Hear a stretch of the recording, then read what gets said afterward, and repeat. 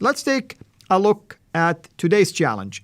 For instance, today's challenge is something that comes from the Quran, chapter 93, verse 7. And here is the question. If the Prophet of Islam is someone who came to guide mankind, then why did he himself needed to be guided? Now, you may say, well, where did you get this idea from? Thank you. That's from the Quran, actually. The Quran in chapter 93, verse 7 said the following, and we basically found you wandering and directed you. That's one of the many ways you can translate that verse. In a commentary of that verse by Ibn Abbas, for instance, in Tanwir al-Miqbas min Tafsir Ibn Abbas, he said the following, that Gabriel, when he revealed this verse to Muhammad, says, "O Muhammad, you were wandering among the people in error, but then God guided you to the straight path." That's what the Quran says.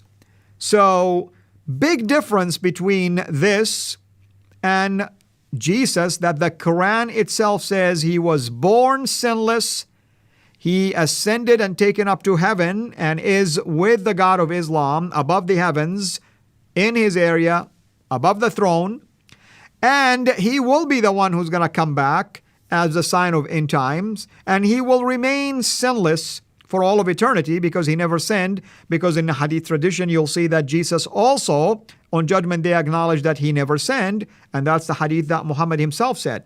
So my question is, if you are seeking somebody who needed to be guided, why not seek the one who guided him? And that's the true God.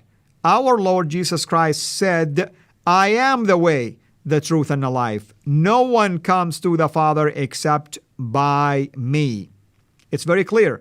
It can't get any clearer than this.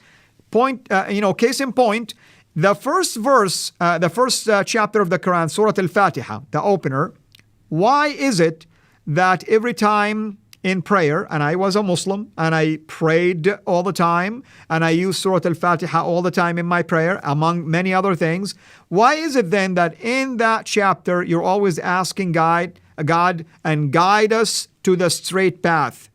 I thought you're already following somebody who guided you to the straight path. It seemed like there is some doubt that you are unable to find the straight path as of yet. Jesus says, "I am the way, the truth, and the life." And basically, this is the gist of this particular challenge or dilemma that I'm raising. It's very simple.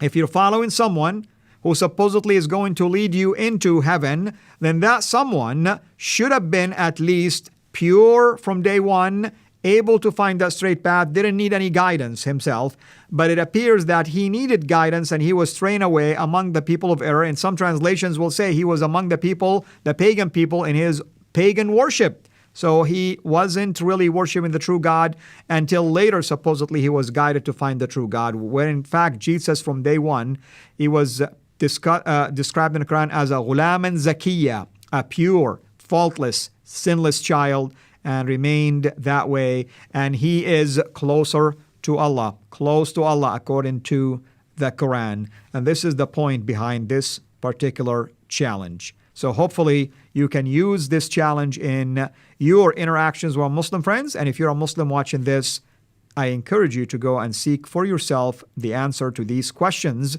But most importantly, I guide you to our Lord Jesus Christ in the gospel, because there you will find the straight path that will guide you all the way to heaven.